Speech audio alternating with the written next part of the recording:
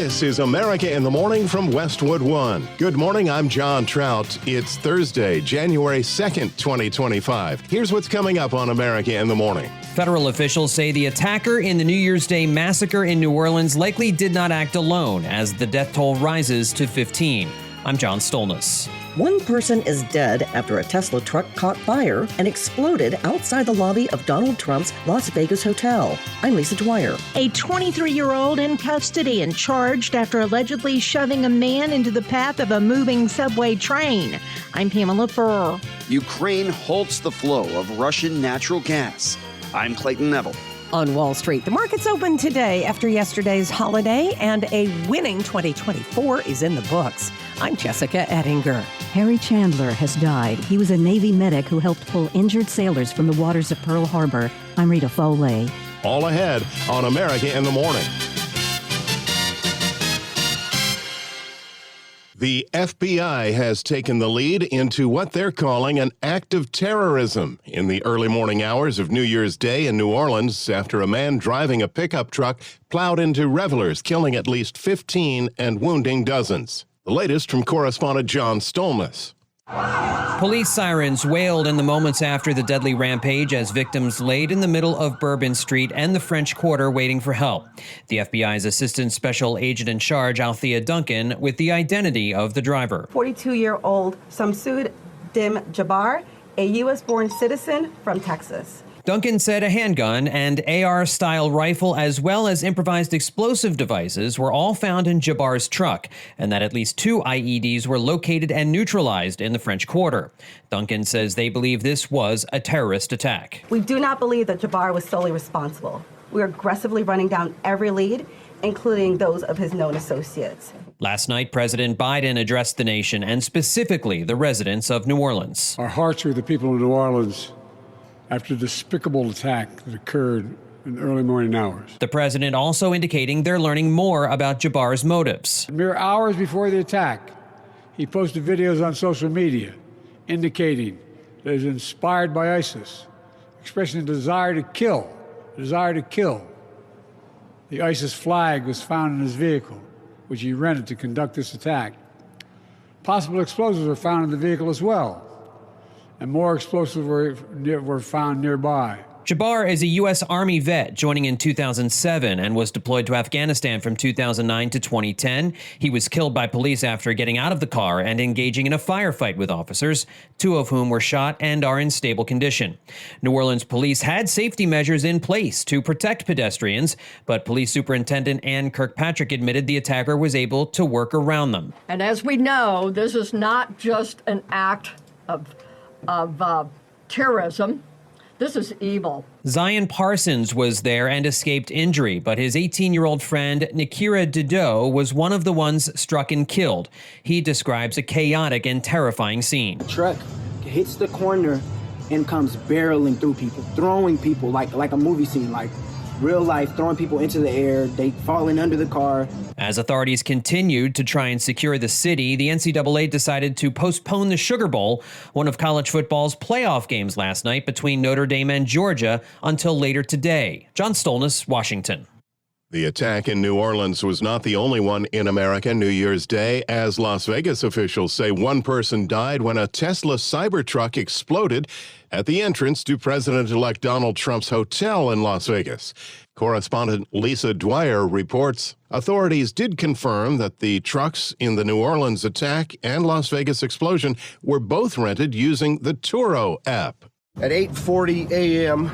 Las Vegas time, we received a report of an explosion and a fire at the Trump Towers, the iconic hotel that you see behind me.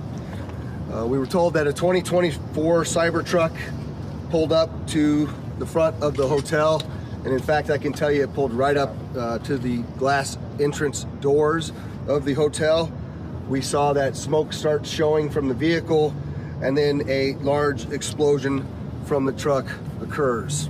One person is dead and 7 more people are injured after a Tesla truck caught fire and exploded outside the lobby of Donald Trump's Las Vegas hotel. Engine 12 arrived first on pulling tack lines to extinguish the vehicle fire, and also realized at the same time that there were multiple persons with injuries located around the vehicle. In total, as the sheriff said, there were 7 minor injuries, 2 of which were transported to UMC, again for minor injuries, and there is 1 fatality within the Cybertruck. Officials say that the person who died was inside the vehicle New Year's Day in the hotel's valet area. In a post on the social media platform X, Trump Organization Executive Vice President Eric Trump praised the fire department and local law enforcement for their swift response. The 64-story hotel is just off the famed Las Vegas Strip and across the street from the fashion show Las Vegas Shopping Mall. I'm Lisa Dwyer.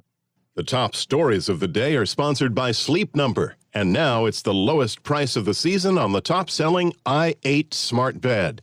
Your best savings plus special financing. Limited time. See store or sleepnumber.com for details. When we return on America in the Morning, Russian gas halted by Ukraine after these messages.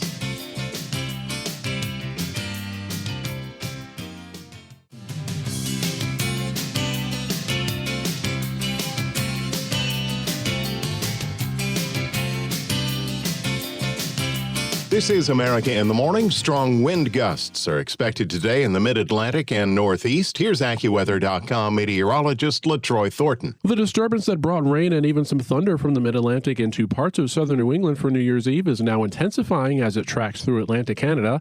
However, high pressure settling in behind this feature is fairly strong over the southeastern states today, with a difference between the strong high and the deepening low, helping to contribute to a large zone of strong winds continuing today from the mid-Atlantic coast northward through parts of eastern New York and through much of New England as well. In fact, some of the strongest gusts may occur over southeastern New England and into western Maine, where there may be gusts to 60 miles per hour today. Otherwise, look for no shortage of snow showers from the upper peninsula of Michigan through northern lower Michigan, where there can be some heavier bursts of snow at times. Heavy snow showers can also occur downwind of Lake Ontario today, with widespread snow showers also likely from western Pennsylvania, across upstate New York, much of northern New England, and interior Maine. A separate zone of steady snow takes shape over western Iowa today and tracks eastward toward far western Indiana by day's end, with some snow also extending towards central Illinois and northern Missouri.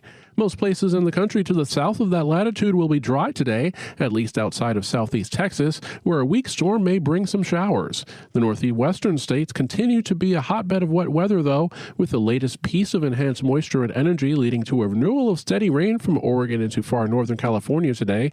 Precipitation turns more showery into Washington and especially to the east of there, where flurries and snow showers dot Montana and Idaho. In Phoenix, look for sunshine today and a high of 76. For Des Moines, Iowa, snow today can total at least a coating to an inch with a high of 31. That's the nation's weather. I'm AccuWeather.com meteorologist LaTroy Thornton. Follow us wherever you get your podcasts. Apple, Spotify, Amazon, and YouTube. Just search America in the Morning in your favorite listening app.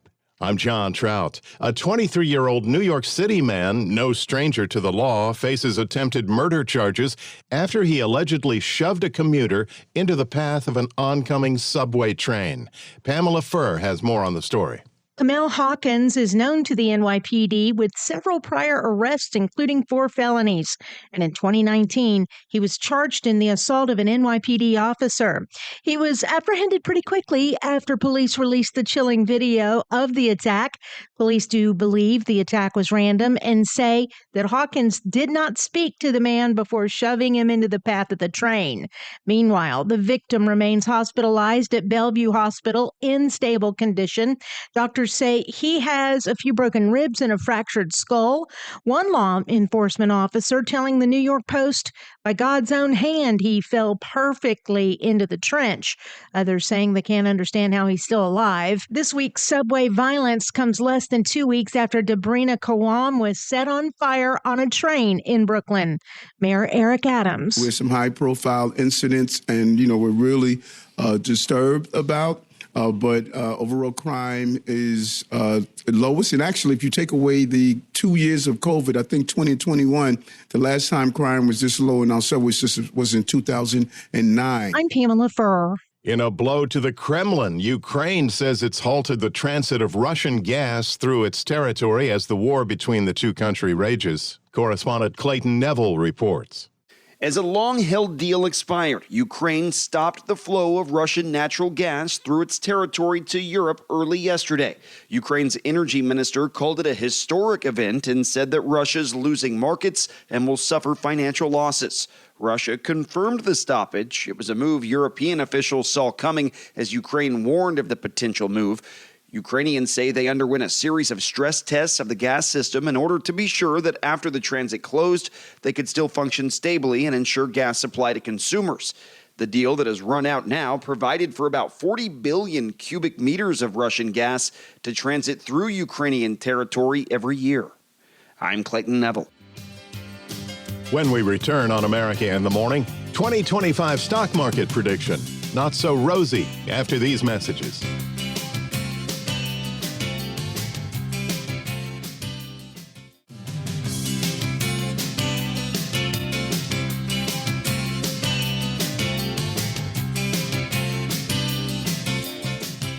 The Business Report is brought to you by Fisher Investments. Fisher Investments is a fiduciary, always putting clients' interests first. Learn more at FisherInvestments.com. Traders will be back in session on Wall Street today. Here's CNBC's Jessica Ettinger. It's the first business day of the new year and of the first quarter and the first full trading day to start 2025. Markets open 9:30 Eastern as normal.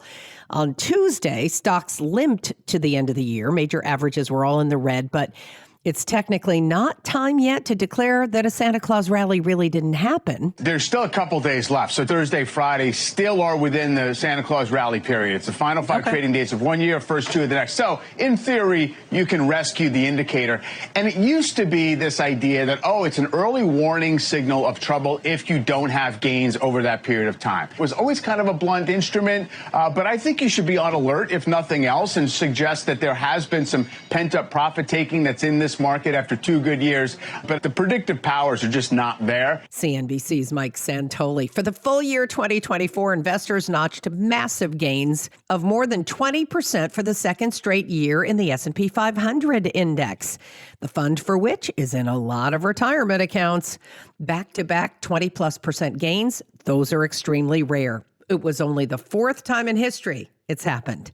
For 2025, many investors are not betting on another 20% plus year. I think that we might eke out another positive year, the overall market, but I think it's going to be a lot bumpier ride here in 2025. I think we're due for a correction, probably maybe in the first half. We haven't had one, about a year and a half now, and we're due for one. The Luthold Group's Jim Paulson on CNBC. What was the best investment for 2024? Well, the one with the biggest gain was Bitcoin. Bitcoin surging about 30% since Election Day, finishing the year up 120%. CNBC's Frank Holland says Bitcoin started 2024 at about $40,000 and was hovering near $95,000 on New Year's Eve.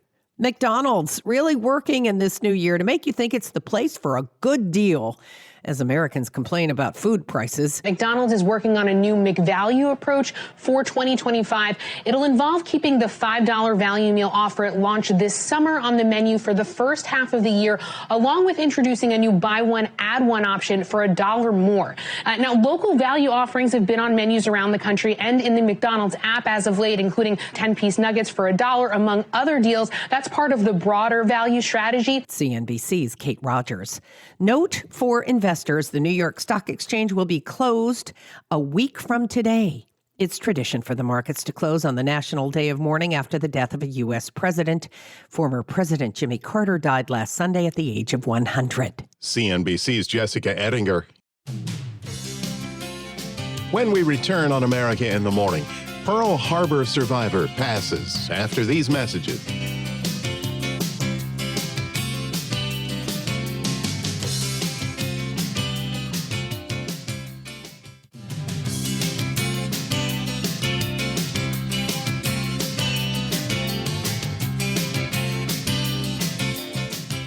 This is America in the Morning. One of the last surviving heroes of the Japanese attack on Pearl Harbor has passed away.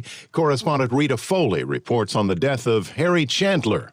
He was a Navy medic who helped pull injured sailors from the waters of Pearl Harbor after the 1941 Japanese attack on the naval base. He was 103 years old. He died at a senior living center in Florida.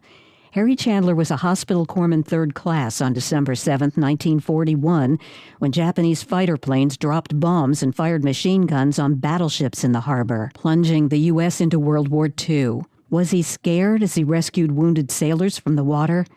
"Weren't scared at all," he once said. "We were busy. It was after you got scared." Asked what he wanted Americans to know about Pearl Harbor, he said, "Be prepared." I'm Rita Foley. Nearly all the lights are back on in Puerto Rico after a failure of the island's electrical grid plunged the American territory into darkness. Correspondent Ed Donahue reports. Most of Puerto Rico's 1.4 million utility customers lost power New Year's Eve. There was talk it could take days to get the lights back on. Lights returned to households as well as to Puerto Rico's hospitals, water plants, and sewage facilities. Luma Energy is warning there could be temporary outages over the next few days because of the fragile nature of the grid. The island's power system was ravaged in 2017 by Category 4 Hurricane Maria. At the peak of Hurricane Ernesto back in August, over half of all utility customers lost power. I'm Ed Donahue. America in the Morning for Thursday, January 2nd, 2025 is produced by Jeff McKay. Senior producer Kevin Delaney. I'm John Trout. This is Westwood One. This is America in the Morning from Westwood One. I'm John Trout. Here's what's coming up this half hour. The latest on the attack in New Orleans and security for the Superdome's Sugar Bowl. A heavy start to the new year around the world. I'm Clayton Neville. 2024 saw the deaths of an ex-president, legendary athletes, and entertainers. I'm Sagar Megani. Details of the message from Chief Justice Roberts about politics and the law, New York's new pregnancy law, minimum wage hikes for nearly half the states, and an actor sues his director and the New York Times. ByteDance attempting to buy restricted AI chips. I'm tech correspondent Chuck Palm. What has entered the public domain this year? I'm Kevin Carr. Back after these messages.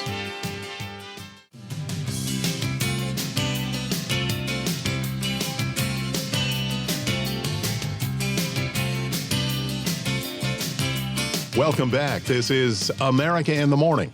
On where those bursts of snow are expected today, here's AccuWeather.com meteorologist LaTroy Thornton. As a compact storm developing over Iowa today becomes a bit more organized tomorrow once it picks up some additional atmospheric energy, the area of snow associated with this feature will expand in coverage. This means that while the best threat for snow extends from west central Iowa to right around Chicago through the daylight hours of today, the risk for snow continues tonight for places such as Indiana and Ohio. Then Friday brings snowflakes to West Virginia and western Pennsylvania. In all of these areas, expect a general 1 to 3 inches of snow.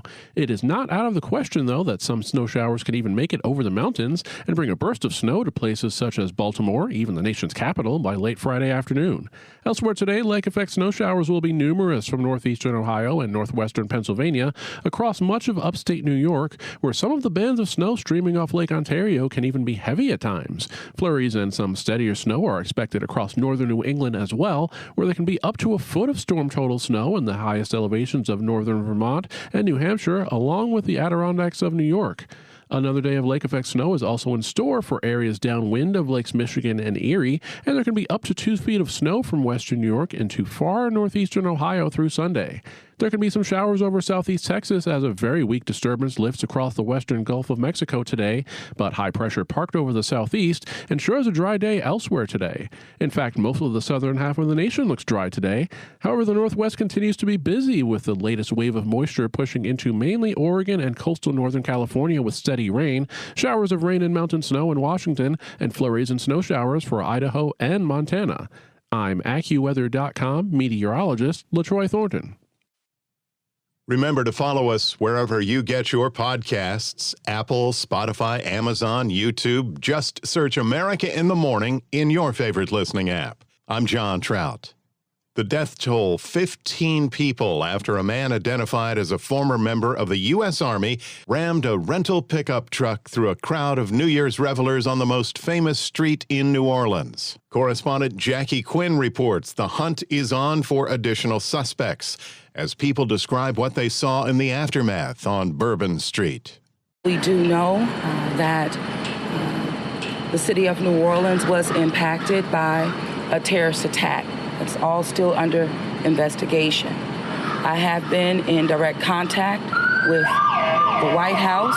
The FBI is investigating the deliberate ramming of revelers on Bourbon Street, which resulted in carnage on the first day of the new year. The subject has been identified as 42-year-old Samsud Dim Jabbar, a U.S.-born citizen from Texas. He was driving a Ford pickup truck, which appears to be rented, and we are working to confirm how the subject came in possession of this vehicle.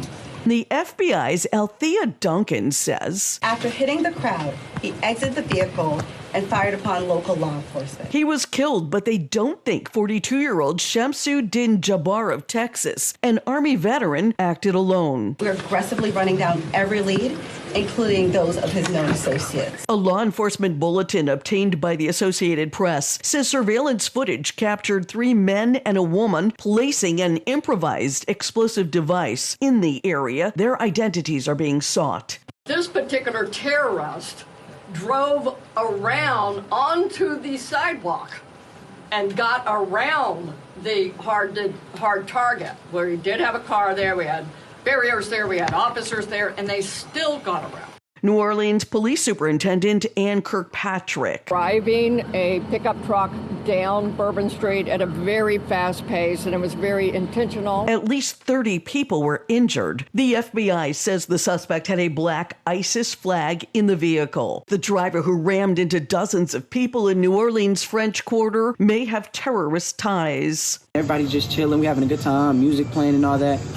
A truck hits the corner and comes barreling through people, throwing people like a movie scene, like real life, throwing people into the air, they falling under the car. As witness Zion Parsons describes what he saw. After it gets past us, the guy, I didn't know it was a terrorist, but the guy ends up getting out and shooting people. Like, he had ARs and bombs and all that, man. But the aftermath was really what got me, like, bodies all up and down the street, screaming and hollering. You look down, you see somebody doing CPR. It was a horrific scene with video showing contorted and bloodied victims on the ground, having been rammed by a pickup truck. We heard clashes, we heard popping sound, we heard New Year's noises. New Year's, and sirens and out top sirens.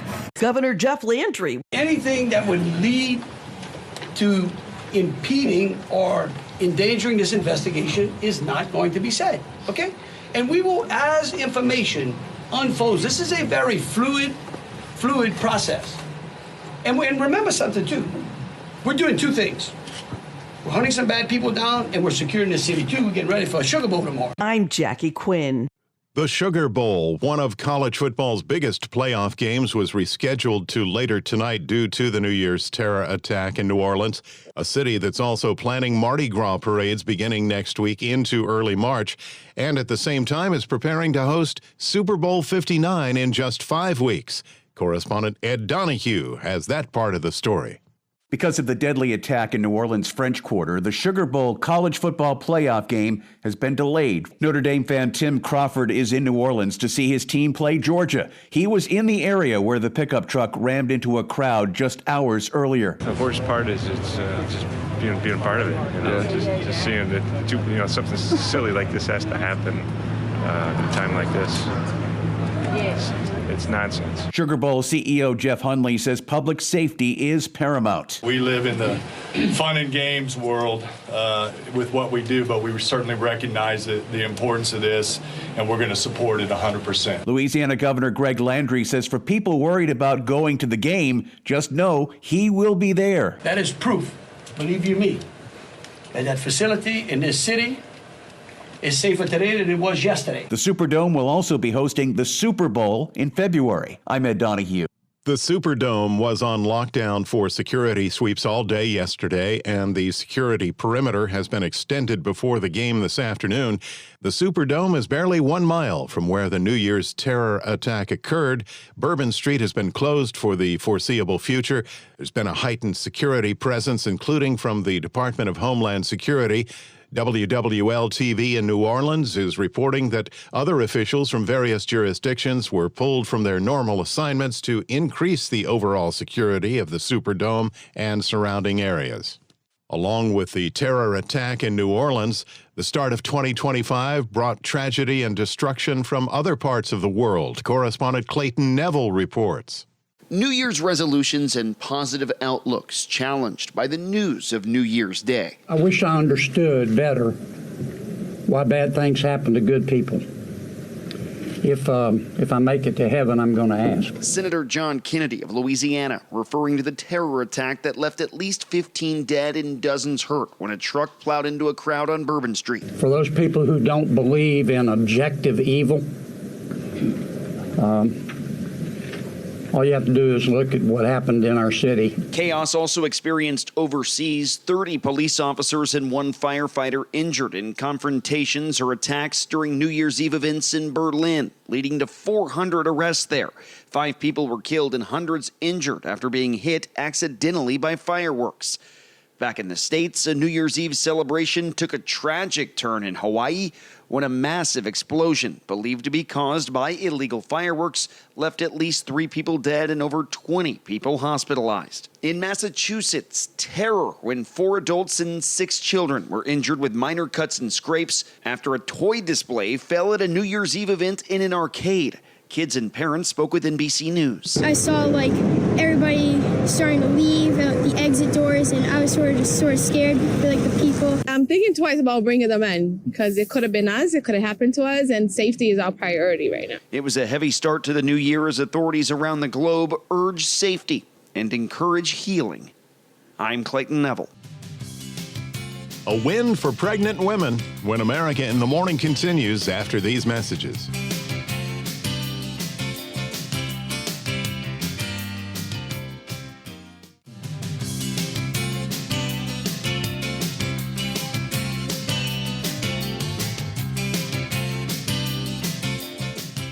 This is America in the Morning. I'm John Trout.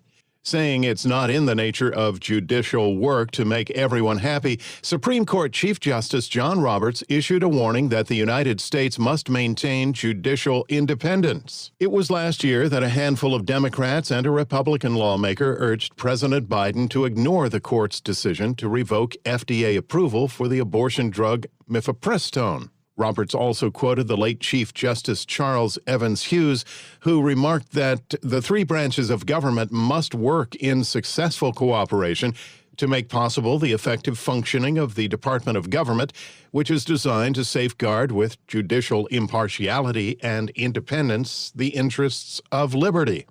America in the Morning continues. A new law in New York says employers must now offer paid medical leave during pregnancy. Correspondent Shelley Adler reports. Pregnant New Yorkers will be entitled to at least 20 hours of paid leave to attend prenatal medical appointments under a law that took effect New Year's Day. All pregnant workers in the private sector are eligible for the paid time off. Workers can schedule the paid leave for pregnancy-related medical appointments, such as physical examinations, end-of-pregnancy care, and fertility treatments, among other things. Hochul pushed for the measure in the state's last legislative session as a way to help reduce maternal and infant deaths in the state. I'm Shelley Adler. Well, many Americans will see a bump in their base pay starting this week. Nearly half of all states will be raising their minimum wage. 10 of the 21 states will be upping their minimums to $15 per hour or higher. Washington will become the state with the highest minimum wage, offering workers $16.66 per hour. The last federal minimum wage hike took place in 2009 when Congress raised the standard to $7.25 an hour, and more than a dozen states, including Idaho, Indiana, Kentucky, Wisconsin, and Texas, have not raised that level since. We've turned the page on 2024, but we remember the deaths of an ex-president and other legends from sports to entertainment. Washington correspondent Sagar Magani reports. 2024 saw the deaths of an ex-president, legendary athletes, and entertainers whose work lives on. From 100-year-old Jimmy Carter. I've had a a wonderful life. To fellow Democrat Joe Lieberman. Al Gore and I are the guys who are ready to do the job. To Russian opposition leader Alexei Navalny. Willie Mays, who made what's known as the catch in the 1954 World Series. I always wanted to go out there and be the first one to get a hit, to be the first one to score a run. Stolen base king Ricky Henderson. My dreams have come true. And Jerry West, known as the NBA's logo. I've basically spent a conflict-free life. Football legend O.J. Simpson, found not guilty in the trial of the century, but who later went to prison in a separate case. We can rule the galaxy as father and son. From James Earl Jones, the voice of Darth Vader, and so many others, to Carl Weathers, Rocky's Apollo Creed. The music world lost producer Quincy Jones, country great Toby Keith, guitarist Dickie Betts, who wrote the Allman Brothers' biggest hit, and Grateful Dead co-founder Phil Lesh. I'm Sagar Magani. Chinese-owned ByteDance, widely known for being the parent of TikTok, is under scrutiny again, this time for trying to buy restricted AI chips from NVIDIA. Here's Chuck Palm with that in today's Tech Report. According to insider reports, ByteDance has big plans to buy more NVIDIA chips in 2025, despite U.S. restrictions.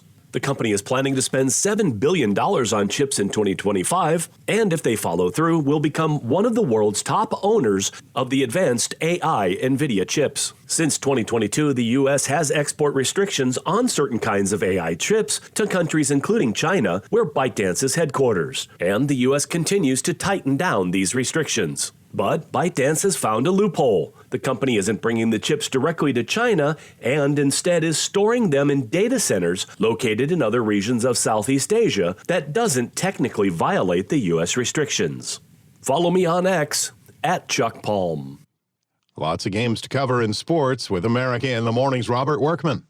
College football playoff quarterfinals on New Year's Day at the Peach Bowl in Atlanta. Texas held on to beat Arizona State 39-31 in double overtime. The Longhorns looked like they would run away with it, leading by 14 at the half and by 16 midway through the fourth quarter. But then Cam Scattaboo took over. The Sun Devils running back threw a fourth down, 42-yard option pass to Malik McLean for a touchdown, then broke off a 62-yard run moments later to set up his own 2-yard TD plunge and 2-point conversion to send the game to OT, where Scattaboo scored again to give ASU its first lead of the day. But Quinn Ewers answered with 2 touchdown passes, and Andrew Makuba's interception ended it. Texas coach Steve Sarkisian. They showed a ton of fight, ton of resiliency. It's a really good football team. You know, when we went up 16 in the fourth quarter, their ability to come back and take this thing to overtime was very impressive. In Pasadena, Ohio State blasted number 1 Oregon in the Rose Bowl 41-21. The Buckeyes avenging their 1-point midseason loss to the Ducks by running out to a 34-0 lead before halftime. The Sugar Bowl was postponed after the tragic events in New Orleans Wednesday morning, so Notre Dame and number 2 Georgia will tee it up this afternoon at 4 Eastern at the Superdome. NHL, the Kings shut out the Devils 3-0, 33 saves for Darcy Kemper. NBA, the Knicks bopped the Jazz for their 9th straight win, while the Raptors ripped the Nets to snap an 11-game losing streak. That's Thursday Sports. Thank you, Robert. When we return on America in the Morning, new year, new treasure trove of items in the public domain after these messages.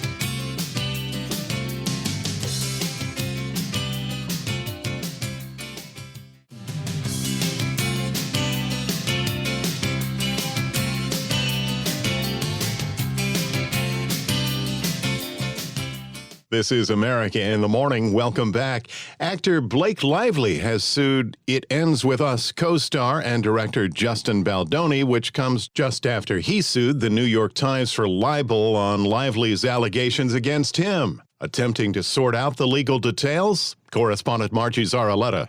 Blake Lively's lawsuit against Justin Baldoni accuses him of conducting a smear campaign against her after she spoke out about sexual harassment from Baldoni and producer Jamie Heath on the set of the film It Ends With Us. Baldoni's attorney, Brian Friedman, did not respond to a request for comment, but he has previously called Lively's allegations completely false. Lively's lawsuit comes just hours after Baldoni sued the New York Times, claiming its story about Lively's allegations relied on what Baldoni called her unverified and self-serving narrative. The New York Times says it stands by its story.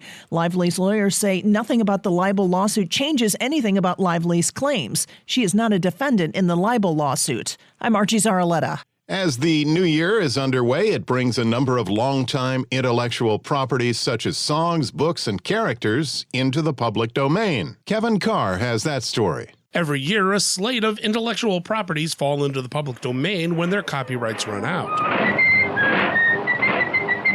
In 2022, Winnie the Pooh fell into the public domain, and 2 years later, the same thing happened to Steamboat Willie. Opportunistic horror filmmakers quickly developed dark films about Winnie the Pooh and Mickey Mouse. Now prepare yourself for Popeye the Slasher Man. E.C. Segar's Roughneck Sailor Popeye was first introduced in 1929, putting him now in the public domain. Another famous cartoon character now in public domain is Belgian boy adventurer Tintin. This is my assistant, Tintin. The King's Aid has arranged a special flight for you. High-profile movies like John Ford's The Black Watch, Cecil B. DeMille's Dynamite, and Alfred Hitchcock's first talkie, Blackmail, are on the list. I mean, it's one thing to buy chocolates out of ours, but it's quite another to stick a knife into a gentleman. Notable books like Ernest Hemingway's A Farewell to Arms and Dashiell Hammett's The Maltese Falcon are as well. I'm singing in the rain. Some newly public songs include Singin' in the Rain, Happy Days Are Here Again, and Tiptoe Through the Tulips. Recorded music takes 100 years to lapse, so 1924 recordings like Marian Anderson's My Way's Cloudy, Jelly Roll Morton's Shreveport Stomp, and George Gershwin's Rhapsody in Blue are now public. I'm Kevin Carr. America in the Morning for Thursday, January 2nd, 2025 is produced by Jeff McKay, senior producer Kevin Delaney. I'm John Trout. This is Westwood One.